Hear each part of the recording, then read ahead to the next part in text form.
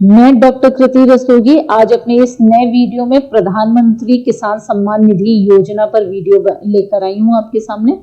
इस योजना को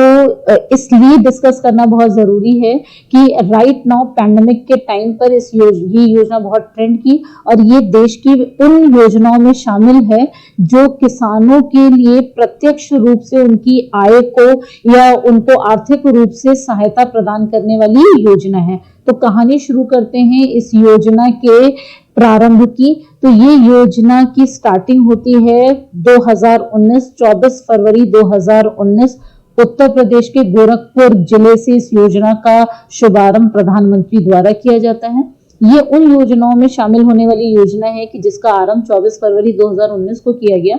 लेकिन इसे बैकडेट से यानी 2018 यानी 1 दिसंबर 2018 की बैकडेट से ही लागू मान लिया गया। इस योजना को लागू करने का जो प्राइम मोटिव है सरकार का वो ये कि जो किसान है जो अपनी छोटी छोटी जरूरतों के लिए जैसे अपने कृषि यंत्रों की रिपेयरिंग कराना है, बीज खरीदना है, उर्वरक खरीदना है या किसी अन्य छोटे कामों के लिए वो जो पैसा साहूकार और महाजन से उधार लेते थे और इसकी वजह से वो ऋणग्रस्तता में फंस जाते थे, अगर सरकार उनके खाते में डायरेक्ट बेनिफिट ट्रांसफर के तहत कुछ धनराशि उनको उपलब्ध कराती है तो कहीं ना कहीं उनको एक आर्थिक रूप से सरकार राहत देना चाहती थी। इसी प्रयास को, इसी कोशिश को सार्थक करने वाली योजना का नाम ही प्रधानमंत्री किसान सम्मान निधि योजना है, जिसका प्रारंभ जैसा कि मैंने बताया 24 फरवरी 2019 को किया गया और बैक डेट 1 दिसंबर 2018 से इसे लागू मान लिया गया। इस योजना में जो प्रावधान किया गया वो ये कि प्रत्येक भूमि किसान, जो ऐसे किसान जिनके पास अपनी खुद की जमीन है, उन किसानों को एक साल में 3 किश्तों में हम 2-2 हजार रुपए देंगे। यानी एक किसान को सालाना सरकार की तरफ से 6,000 रुपए उनके खाते में उपलब्ध कराए जाएंगे।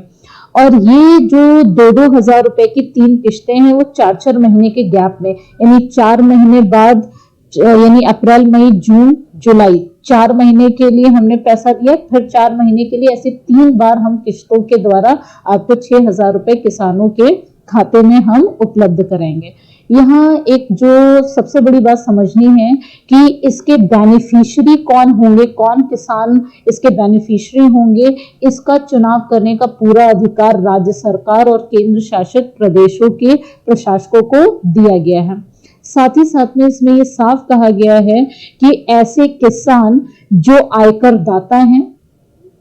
वो इस योजना का लाभ नहीं उठा सकते। ये ऐसे किसान जो प्रोफेशनलिस्ट हैं, लाइक डॉक्टर हैं, इंजीनियर हैं, टीचर हैं या प्रशासनिक अधिकारी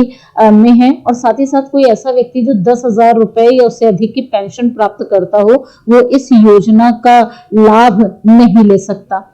इस तरीके के प्रावधानों के साथ ये योजना लेकर सरकार आई। और अगर मैं बात करूं 20 फरवरी 2020 में इसके जो डेटा सामने आए उसमें ये बात कही गई कि कहीं ना कहीं इस योजना ने लगभग 8 करोड़ से ज्यादा किसानों को लाभान्वित किया और सरकार ने 20 फरवरी 2020 तक के लगभग 50,000 करोड़ से ज्यादा की रकम किसानों के खाते में डलवाई। तो कहीं ना कहीं ये योजना जो सरकार की मंशा थी कि किसानों तक एक त्वरित आर्थिक सहायता पहुंचाई जाए, उस फील्ड में या उस उद्देश्य में सरकार लगभग पास होती नजर आ रही है। लेकिन इसके बावजूद भी इस योजना की कई महीनों से आलोचना भी की जाती है, यानी इसका क्रिटिसिज्म भी हो रहा है। इस योजना का क्रिटिसिज्म करने का जो पहला आधार है वो ये कि इस योजना में साफ लिखा है कि उन्हीं किसानों को हम ये आर्थिक सहायता देंगे जिनके नाम जमीन होगी, यानी कृषि भूमि जिनके नाम होगी वो किसान जो है इस योजना के लाभार्थी बन जाएंगे। मान लीजिए कि मैं भूमिहर किसान नहीं हूं, लेकिन मैं किसी की बटाई पे जमीन ली हुई है, या मान लीजिए मैं मजदूरी कर रही हूं, मेरे नाम कोई जमीन नहीं है, तो ऐसे लोग इस योजना के पात्र नहीं हैं। और मान लीजिए अगर इस तरीके से इस योजना का एक आलोचना करने का ये भी आधार माना जाता है कि यदि सरकार इसी तरीके से आर्थिक सहायता देती रहेगी तो कहीं ना कहीं किसानों में 6,000 रुपए अगर उनको सिर्फ फ्री के मिल रहे हैं, कल्याण के उद्देश्य से मिल रहे हैं, तो कहीं ना कहीं अतिरिक्त तरलता 50,000 करोड़, जैसा कि मैंने बताया कि इतनी तरलता अब तक के किसानों को दी जा चुकी है, तो कहीं ना कहीं ये भविष्य में एक्स्ट्रा लिक्विडिटी यानी तरलता की अधिकता से मुद्रास्फीति की संभावनाएं भी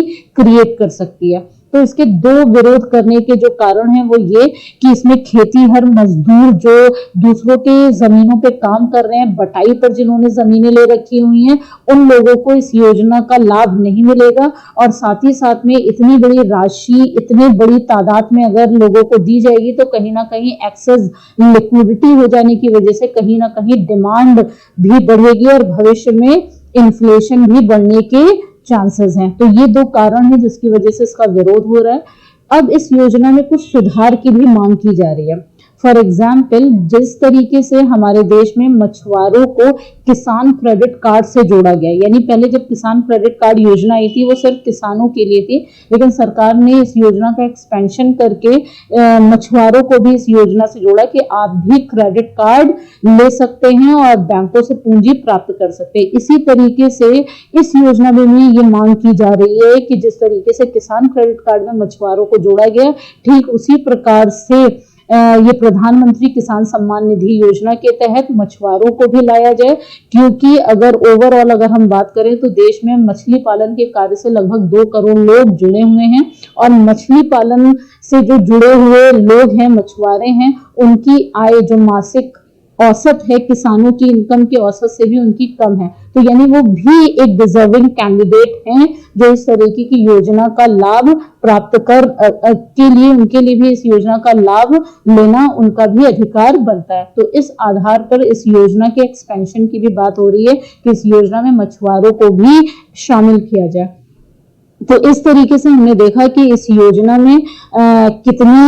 योजना में किसानों को आर्थिक रूप से सहायता देने की बात की गई है और साथ ही साथ में ये भी देखा कि इस योजना की आलोचनाएं भी किन आधार पे हो रही हैं और इस योजना के विस्तार के लिए भी सरकार के पास कई तरीके की बातें आ रही हैं कि इसमें मछुआरों को भी शामिल किया जाए। तो ये ओवरऑल एनालिसिस था इस महत्वपूर्ण योजना का। आई होप आपको इस योजना के बारे में पूरी जानकारी मिल गई होगी इस वीडियो में। अपने नेक्स्ट वीडियो में हम एक और नए टॉपिक के साथ आपके सामने हाजिर होंगे। इस वीडियो में इतना ही। इस वीडियो को देखने के लिए आप सबका बहुत बहुत शुक्रिया। Thank you so much.